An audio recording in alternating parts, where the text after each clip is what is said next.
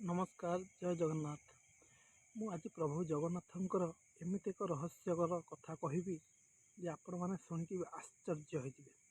कथाटी कौन भिडियोटी शेष पर्यंत देखंतु। भिडियोटी भल लगे लाइक कमेंट शेयर और सब्सक्राइब निश्चिंत करेंगे। गोटे दिन पुरी श्रीमंदिर को जड़े पंजाबी भक्त आसी देखिले 56 प्रकार भोग ठाकुर पाखे लगुच। सी जड़े ब्राह्मण को पचारे प्रभु पाखे लगुच चित्ते 56 प्रकार भोग प्रभु कौन सतरे खाऊे। पुरोहित जनक कहले हाँ प्रभु खाती भोग।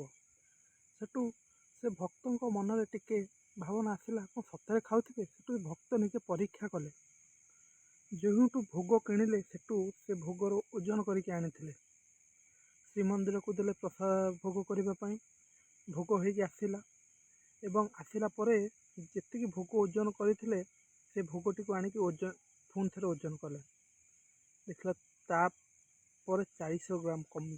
सेठू से भक्त जनक से ठाकुर को नमस्कार कले हे प्रभु मुझे जापारे आपण